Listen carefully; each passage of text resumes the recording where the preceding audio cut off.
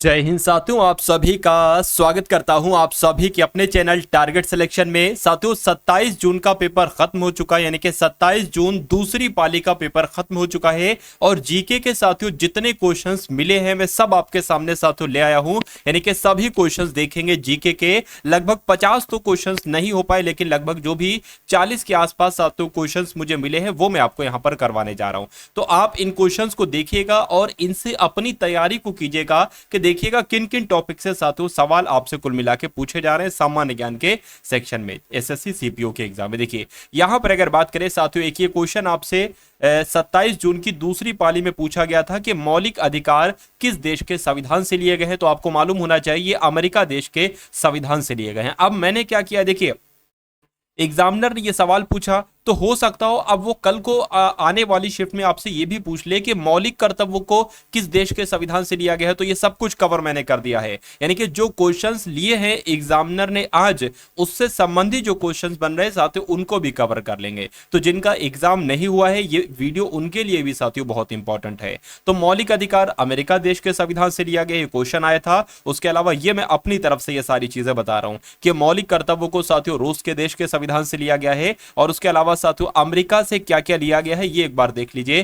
कि मौलिक अधिकार भी अमेरिका से लिए गए हैं, और जो न्यायिक पुनर्अवलोकन है वो भी अमेरिका के संविधान से लिया गया है, और राष्ट्रपति एवं उस पर महाअभियोग जो चलाया जाता है वो भी अमेरिका के संविधान से लिया गया है, और वित्तीय आपात की जो अवधारणा है ये भी साथियों अमेरिका देश के संविधान से लिया गया है। इतनी जानकारी आप लोग ध्यान रखेंगे साथियों। उसके बाद देखिए और कौन कौन से क्वेश्चंस यहां पर बन रहे हैं। देखिए आपसे पूछा जा सकता है कि उच्च एवं उच्चतम, ये लिया नहीं गया है। अभी कुछ ही सेकंड बाद आप अगला क्वेश्चन देखेंगे जो लिया गया है, वो जो आज का रियल क्वेश्चन है।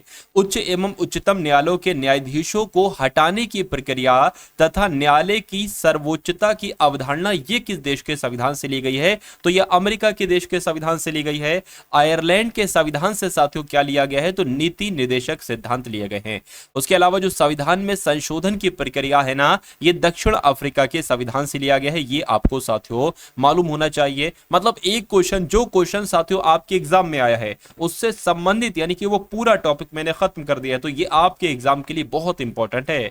राष्ट्रपति की आपातकालीन शक्तियां ये कौन से देश के संविधान से ली गई है, तो जर्मनी के। संघ एवं सूची व राज्य सूची को किस देश के संविधान से लिया गया है, तो कनाडा के संविधान से लिया गया है। साथियों अगर आप इस पीडीएफ को लेना चाहते हैं बिल्कुल निःशुल्क, तो मैं इस वीडियो में ही आपको बता दूंगा कि ये वीडियो पीडीएफ आप कैसे निःशुल्क प्राप्त कर सकते हैं।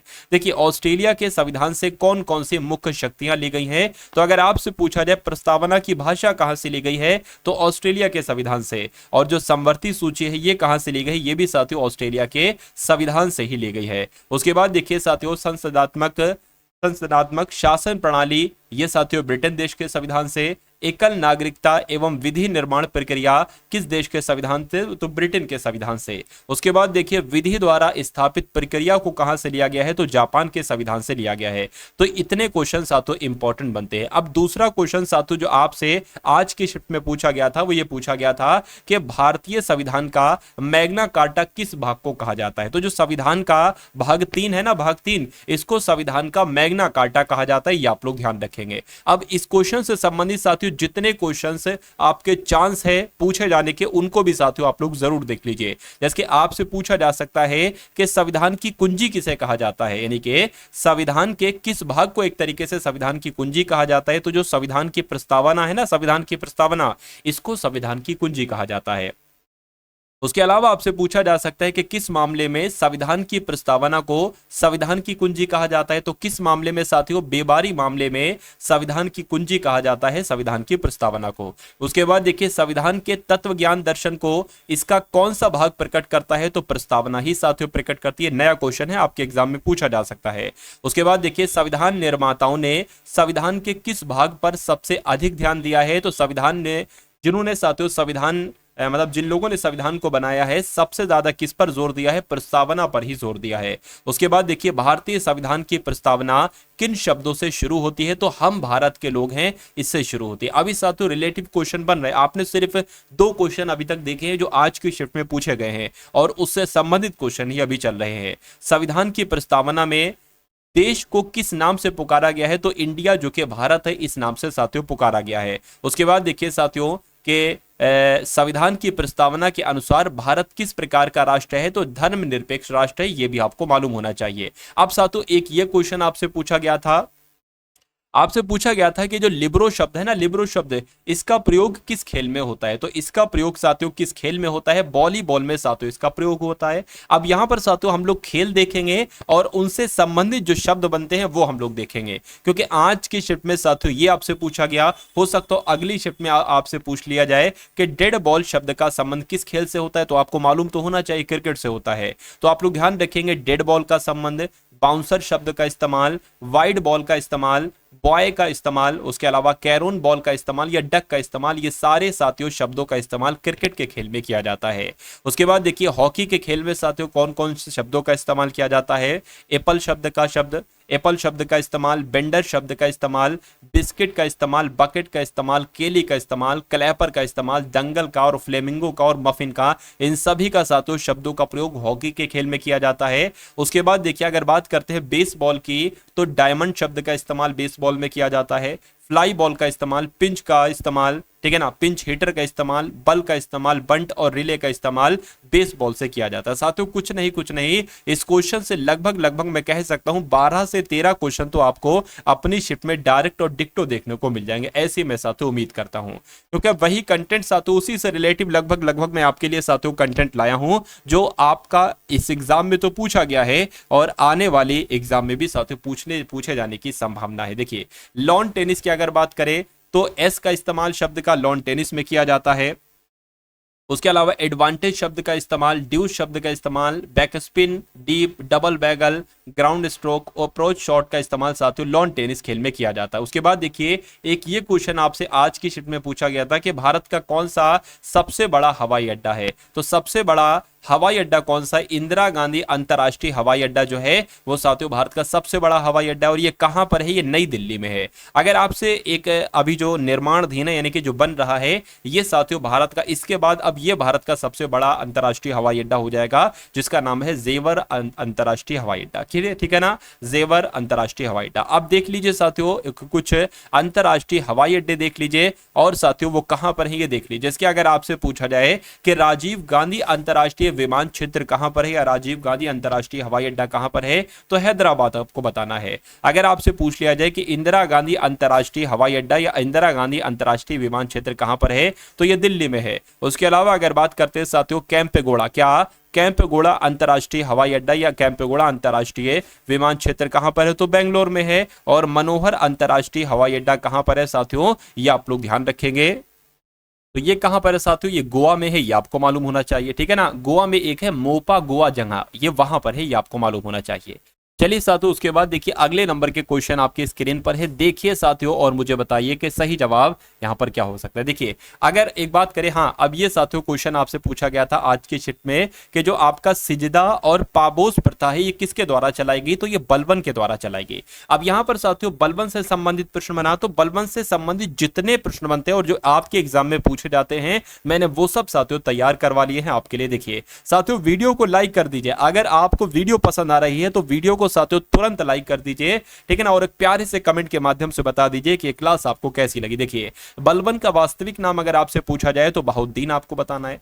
बलबन 1266 ईस्वी में किस नाम से गद्दी पर बैठे थे, तो गयासुद्दीन बलबन के नाम से गद्दी पर बैठे थे। उसके बाद देखिए गुलाम वंश के किस शासक ने तुकिनी ए चिहलगानी का विनाश किया था साथियों, तो बलबन एक तरीके से इस क्वेश्चन का क्या होगा साथियों राइट आंसर हो जाएगा। चलिए उसके बाद अगर बात करते हैं कि गुलाम वंश के किस शासक ने राज दरबार में सिजदा एवं पाबोस प्रथा शुरुआत की थी, तो ये तो क्वेश्चन आया ही था साथियों, बलबन इस क्वेश्चन का बिल्कुल सही जवाब हो जाएगा। उसके बाद देखिए साथियों यहां पर अगर बात करते हैं बलबन ने फारसी रीति रिवाज पर आधारित किस उत्सव को प्रारंभ किया था, तो ये क्वेश्चन आपसे साथियों जरूर पूछा जाएगा। क्या ये क्वेश्चन आपसे साथियों जरूर पूछा जाएगा। तो नवरोज उत्सव भी इसको कहते हैं और नवरोज उत्सव भी इसको कहते हैं। तो ये किसके द्वारा शुरू किया गया था, ये बलबन के द्वारा साथियों शुरू किया गया था, ये बात आपको साथियों मालूम होना चाहिए। चलिए अब यहां पर अगर बात करते हैं कि गुलाम वंश के किस शासक ने अपने विरोधियों के प्रति लौह एवं रक्त नीति का पालन किया था? तो बलबन ने ही काम किया था।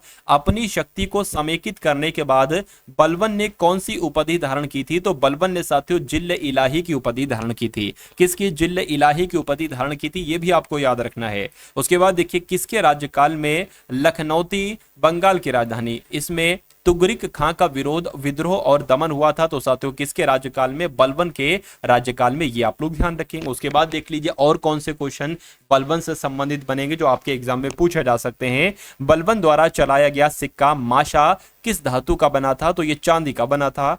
फारसी के प्रसिद्ध कवि अमीर खुसरो एवं अमीर हसन किसके दरबार में रहते थे? तो ये बलबन के दरबार में ही रहते थे। उसके बाद देखिए अमीर खुसरो ने किस बोली के विकास में अग्रणी भूमिका निभाई थी? तो साथियों अमीर खुसरो ने खड़ी बोली के विकास में अग्रणी भूमिका निभाई थी, आपको मालूम होना चाहिए।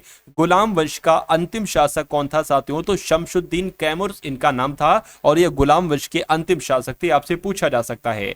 गुलाम वंश के दौरान तौल की सबसे छोटी इकाई क्या थी साथियों? तो ये भी आप लोग ध्यान रखेंगे साथियों, क्या थी? रत्ती थी, ठीक है ना, रत्ती इसका नाम था एक तरीके से। चलिए उसके बाद देखिए साथियों यहां पर अगर बात करते हैं कि मोहम्मद गौरी के किस गुलाम ने दिल्ली में गुलाम वंश की स्थापना की थी? तो दिल्ली में गुलाम वंश की स्थापना किसने की थी? कुतुबुद्दीन ऐबक ने की थी, ठीक है ना। कुतुबुद्दीन ऐबक से संबंधित देखिए कितने क्वेश्चन बन रहे हैं। कुतुबुद्दीन ऐबक को किस अन्य नाम से जाना जाता है? तो कुतुबुद्दीन ऐबक को लाख बख्श के नाम से जाना जाता है। लाख बख्श का मतलब क्या होता है? तो लाखों का दान देने वाले को क्या कहा जाता है? लाख बख्श कहा जाता है। कुतुबुद्दीन ऐबक ने अपनी राजधानी कहां पर बनाई थी? तो लाहौर में साथियों अपनी राजधानी बनाई थी कुतुबुद्दीन ऐबक ने। उसके बाद देखिए दिल्ली में जो स्थित है प्रसिद्ध इमारत है कुतुब मीनार, इसकी नींव किसने डाली, मतलब इसकी शुरुआत किसने की? इसकी शुरुआत साथियों कुतुबुद्दीन ऐबक ने की थी। किसने की थी? कुतुबुद्दीन ऐबक ने की थी। उसके बाद देखिए दिल्ली की कुव्वतुल इस्लाम एवं अजमेर का जो अढ़ाई दिन का झोपड़ा नामक मस्जिद है, इसका निर्माण किसने करवाया था? तो इसका निर्माण साथियों कुतुबुद्दीन ऐबक ने ही करवाया था। किसने करवाया था? कुतुबुद्दीन ऐबक ने ही करवाया था। उसके बाद देखिए कुतुबुद्दीन ऐबक सल्तनत काल के किस शासक को मिन्हास ने हातिम ताई द्वितीय की संज्ञा दी थी? तो कुतुबुद्दीन ऐबक को। क्या साथियों? कुतुबुद्दीन ऐबक को, ये आप लोग ध्यान रखेंगे। उसके बाद देखिए एक ये क्वेश्चन आपसे पूछा गया था कि क्रिकेट में जो स्टंप होते हैं इनकी ऊंचाई कितनी होती है? तो इनकी ऊंचाई साथियों 28 इंच होती है। ये कुछ नहीं लिखा हुआ है, 28 इंच होती है, ठीक है ना। कितनी होती है साथियों? 28 इंच होती है। लेकिन अगर सेंटीमीटर में आपसे आ जाए तो 71 सेंटीमीटर होते हैं। क्यों? क्योंकि 28 इंच कह लो या 71 सेंटीमीटर कह लो, बात एक ही है। तो यह क्वेश्चन पूछा गया था। अब देखिए क्रिकेट से संबंधित कुछ और आपसे क्वेश्चन पूछे जा सकते हैं, जिसके क्रिकेट खेल सबसे पहले कहां पर खेला गया? तो सबसे पहले इंग्लैंड में यह खेला गया। क्रिकेट की खोज किस शताब्दी में की गई? तो साथियों 16वीं शताब्दी में की गई।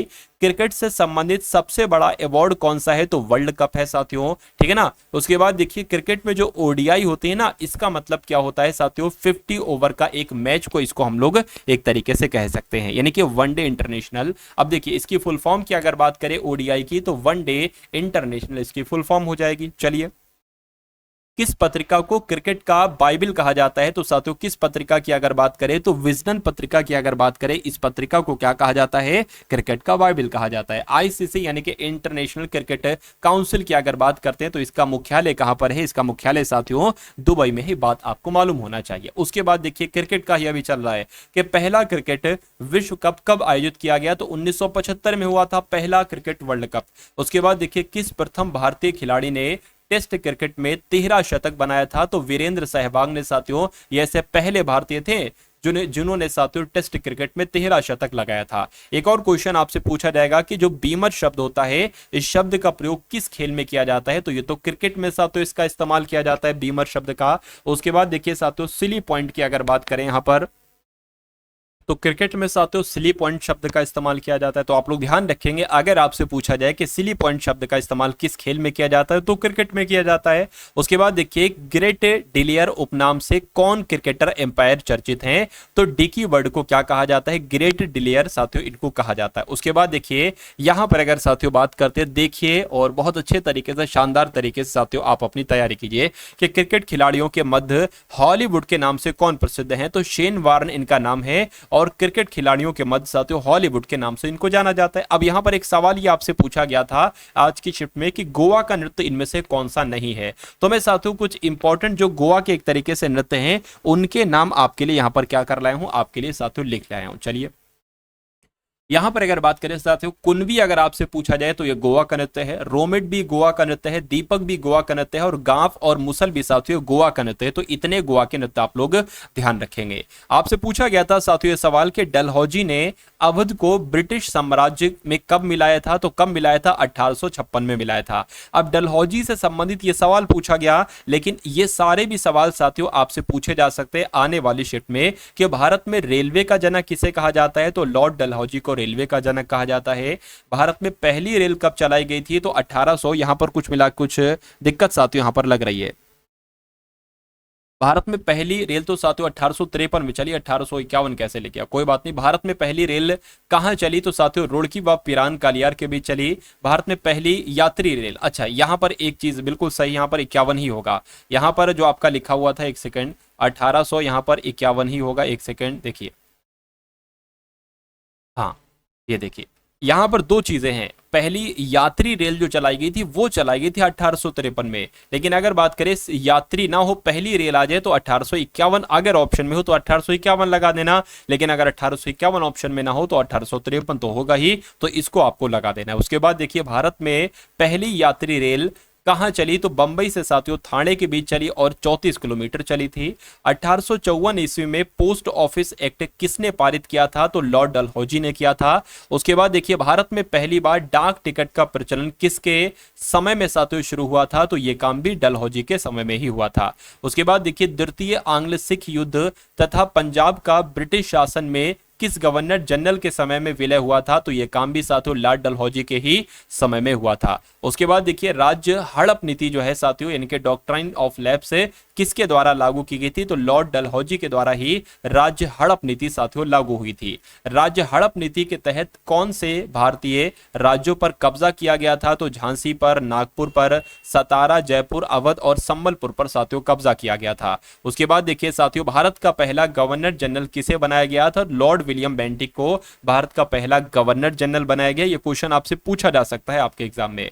उसके बाद देखिए 1829 ईस्वी में किसके सहयोग से लॉर्ड विलियम बेंटिक ने सती प्रथा को समाप्त किया था, तो राजा राममोहन राय के सहयोग से लॉर्ड विलियम बेंटिक ने सती प्रथा को समाप्त किया था। साथियों अगर आप लोग चैनल पर नए हो और आपने अभी तक चैनल को सब्सक्राइब नहीं किया है तो तुरंत साथियों चैनल को सब्सक्राइब कर लीजिए, क्योंकि एसएससी सीपीओ का इसी प्रकार से एनालिसिस आप लोग देखते रहेंगे और आने वाले समय में जो भी एसएससी के एग्जाम होंगे उनका भी एनालिसिस साथियों चलता रहेगा। चलिए यहां पर अगर बात करें साथियों कि 1830 ईस्वी में कर्नल सुलीमन के सहयोग से ठगी प्रथा को किसने समाप्त किया था, तो विलियम बेंटिक ने समाप्त किया था। लॉर्ड विलियम बेंटिक ने कलकत्ता मेडिकल कॉलेज की स्थापना कब की थी, तो 1835 में की थी, आप लोग ध्यान रखेंगे। उसके बाद देखिए किसकी अनुशंसा पर लॉर्ड विलियम बेंटिक ने अंग्रेजी को शिक्षा का माध्यम बनाया था, तो साथियों मैकाले के अनुसार, यानी कि मैकाले के कहने पर साथियों ये काम किया था किसने, लॉर्ड विलियम बेंटिक ने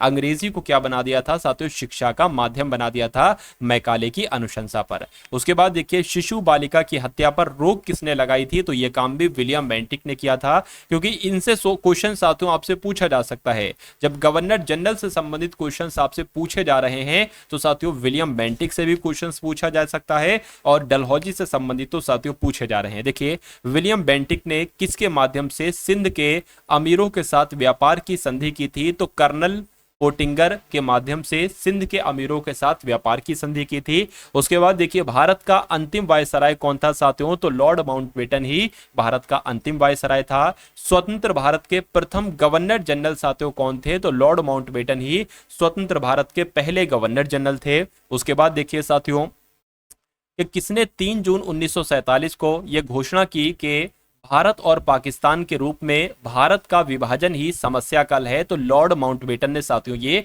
घोषणा की थी। उसके बाद देखिए किसने जुलाई 1947 में ब्रिटिश संसद में भारतीय स्वतंत्रता विधेयक प्रस्तुत किया, तो प्रधानमंत्री क्लीमेंट एटली ने।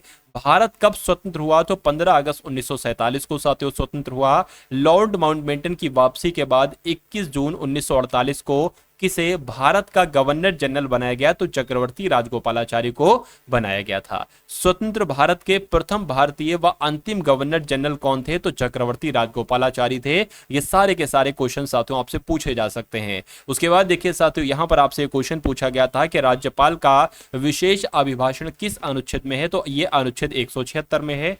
ठीक है ना। मणिपुर के नृत्य से संबंधित क्वेश्चन आपसे पूछे गए थे। अब पता नहीं कौन सा नृत्य आपसे पूछा गया था। तो मणिपुर के ये कुछ अहम नृत्य है कि जागोई कहां का नृत्य है? तो मणिपुर का। चोलम भी साथियों मणिपुर का है, और रासलीला ये यूपी का भी है। यूपी का भी है साथियों और मणिपुर का भी है। मणिपुर के नृत्य साथियों हो गए जागोई, चोलम और रासलीला। आपसे क्वेश्चन और यहां पर पूछा गया था कि कालका बिंदादीन का संबंध किस घराने से है? तो लखनऊ घराने से साथियों इनका संबंध है, ये आप लोग ध्यान रखेंगे। उसके अलावा आपसे ये सवाल पूछा गया था कि सदाबहार वन किस क्षेत्र में पाए जाते हैं? तो पश्चिमी घाट में पाए जाते हैं। ये भी आपको क्या रखना है साथियों, आप लोग साथियों ध्यान रखेंगे। चलिए, सदाबहार वन किस क्षेत्र में पाए जाते हैं? तो पश्चिमी घाट में पाए जाते हैं। और यह सवाल पूछा गया था कि मौलिक कर्तव्यों का प्रावधान किस भाग में है? तो अनुच्छेद 4 के का में है। ठीक है ना। अगर बात करते हैं किस अनुच्छेद में है, तो अनुच्छेद थोड़ी नहीं तो भाग है। ठीक है, किस भाग में है? तो भाग 4 के का में साथियों मौलिक कर्तव्यों का जिक्र है। चलिए, उसके बाद देखिए यहां पर अगर बात करें, एक और आपसे क्वेश्चन पूछा गया था कि भजन सोपोरी का संबंध किस वाद्य यंत्र से है? तो ये साथियों संतूर वादक हैं। और झाबेरी बहन का संबंध किससे है? तो ये साथियों मणिपुर से इनका संबंध है। बिरजू महाराज का संबंध किससे है? साथियों बिरजू महाराज का संबंध कथक से है। और एक सवाल ये पूछा गया था कि अभिलेख न्यायालय, अब कुछ इंपॉर्टेंट नहीं है, कुछ अब क्वेश्चन में आपको करा रहा हूं जो आज की शिफ्ट में पूछे गए थे। अभिलेख न्यायालय का वर्ण किस अनुच्छेद में है? तो अनुच्छेद 129 में है। और 2023 में पद्म विभूषण किसे मिला था? ये पूछा गया था। तो कुल मिला के 6 लोगों को मिला था। अब उन 6 लोगों के नाम क्या थे वो देख लीजिए। बालकृष्ण दोषी को मिला था, जाकिर हुसैन को मिला था, मुलायम सिंह यादव को मिला था, MS कृष्णा को मिला था, श्रीनिवास वर्धन को मिला था और दिलीप महालनोबिस को मिला था। उसके अलावा एक ही सवाल पूछा गया था कि 2023 के अनुसार सबसे लंबा रेल मार्ग कौन सा है? तो ट्रांस साइबेरियन साथियों रेल मार्ग है। उसके अलावा आपसे पूछा गया था कि आइस हॉकी 2023 का आयोजन कहां पर हुआ था? तो लेह लद्दाख में हुआ था। कहां पर हुआ था? लेह लद्दाख में हुआ था। उसके बाद देखिए टेस्ट मैच में 1 ओवर में सबसे ज्यादा रन किसने बनाए थे पूछा गया था? तो जसप्रीत बुमराह ने बनाए थे साथियों, ये भी आपको मालूम होना चाहिए।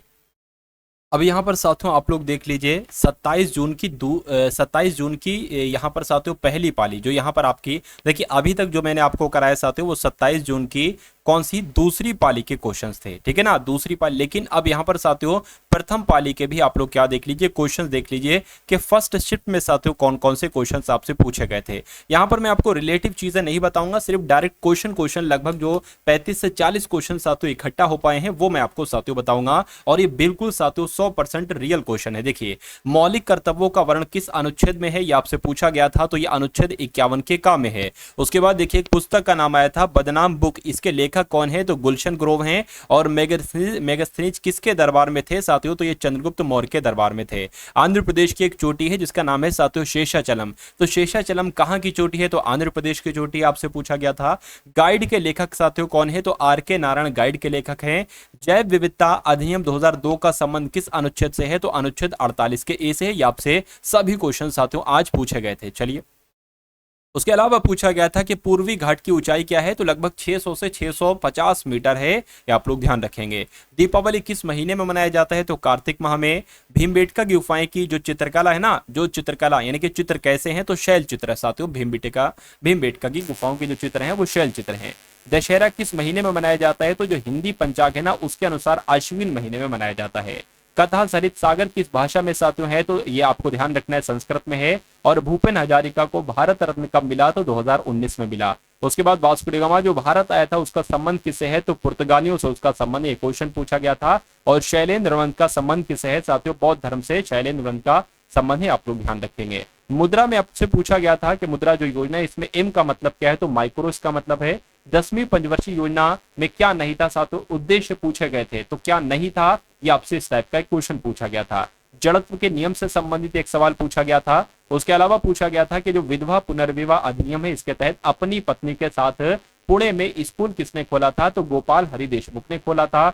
स्वयं सहायता समूह कब शुरू हुआ? तो 1992-93 में शुरू हुआ। स्वर्णिम चतुर्भुज की लंबाई कितनी है? तो 5846 किलोमीटर इसकी लंबाई है। चलिए, बिनो देवी कौन थी? तो ये एक नर्तकी थी, नर्तक थी। ड्रिबलिंग का संबंध किस खेल से है? तो बास्केटबॉल से है। सॉलिड से गैस जो बन जाती है इस क्रिया को ऊर्ध्वपातन कहा जाता है। और सबसे कम साक्षरता कहाँ की है? तो साथियों बिहार की है। चलिए, तो इतने क्वेश्चन साथियों जो मिले मिले बिल्कुल रियल क्वेश्चन है ये। तो अगर आप चाहते हैं एसएससी सीपीओ का इसी टाइप से साथियों एनालिसिस आप डेली देखते रहें जब तक आपका एग्जाम चले, तो इस चैनल को साथियों सब्सक्राइब कर लीजिए, बेल आइकन पर क्लिक कर लीजिए और अपने मित्रों के साथ भी साथियों इस वीडियो को आप लोग जरूर शेयर कर दीजिए। और अब आपका जो साथियों 1 जुलाई से एसएससी सीएचएसएल का एनालिसिस होगा वो भी साथियों बिल्कुल रियल क्वेश्चन जीके जीएस के मैं आपको अवेलेबल कराऊंगा बिल्कुल साथियों निःशुल्क। तो इस वीडियो को अपने मित्रों के साथ शेयर कर दीजिएगा। मिलते हैं हम सभी लोग आने वाली वीडियो में। जय हिंद साथियों।